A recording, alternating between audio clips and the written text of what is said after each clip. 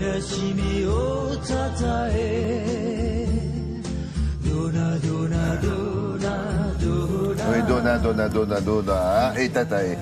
Tout ça pour vous expliquer que c'est une voiture japonaise dont on va vous parler.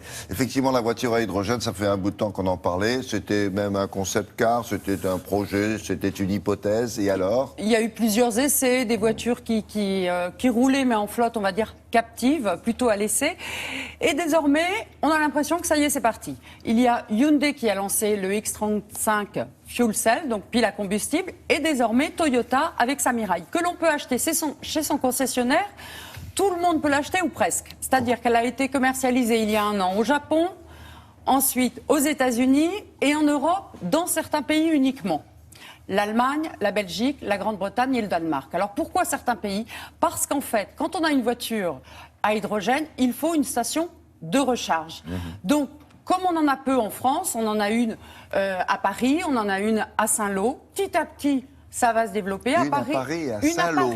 Oui, à Paris, on va en avoir 4 d'ici cet été. À Saint-Lô, pourquoi ? On ne sait pas. Pourquoi pas ? Parce qu'ils ont peut-être des voitures à hydrogène. C'est vrai que c'est une réponse à laquelle je n'avais pas pensé. Je n'ai pas la réponse. Mais pourquoi pas Saint-Lô ? Bravo Saint-Lô, vous avez une station à hydrogène. Après, ça dépend des régions qui souhaitent développer ou pas le réseau de stations. Et ben, il se trouve que dans la région de Saint-Lô, ils ont voulu développer cette voiture. Il y a un concessionnaire là-bas de cette marque-là, j'espère. Ah, j'imagine, bien sûr. Bien sûr. Alors, je vous propose de découvrir la Toyota Mirai que nous avons essayée en Belgique. Ah bon ? C'est pas à Saint-Lô. Dommage.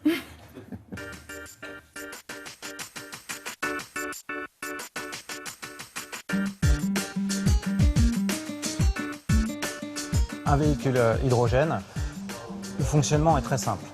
On a à la place du moteur thermique traditionnel installé une pile à combustible et un moteur électrique. Et à la place de votre réservoir d'essence ou de diesel, vous avez des réservoirs d'hydrogène. L'hydrogène contenu dans le réservoir de la voiture et l'oxygène de l'air vont se combiner dans la pile à combustible et générer de l'électricité pour faire avancer le véhicule. Et l'intérêt, ça ne rejette que de l'eau.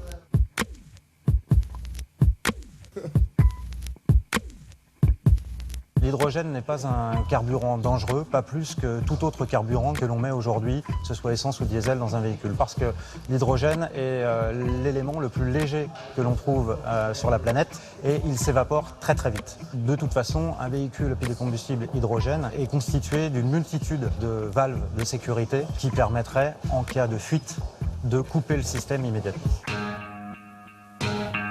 Celui-ci est compressé à 700 bars à l'intérieur de 2 réservoirs qui se situent sous la banquette arrière et derrière la banquette au niveau du coffre. Donc ça a été le premier défi. Le deuxième défi a été aussi de miniaturiser suffisamment les éléments de la pile à combustible pour pouvoir l'installer sous le plancher du véhicule.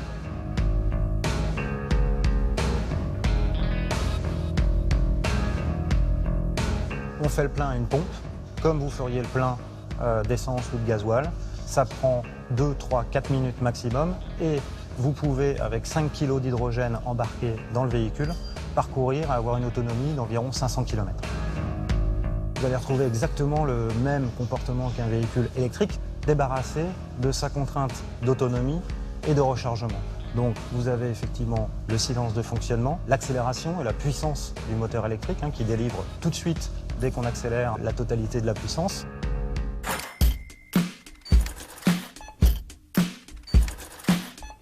Il reste 2 grands challenges pour le futur de la mobilité hydrogène. Le premier, c'est de continuer à réduire le coût de cette technologie qui est encore relativement chère.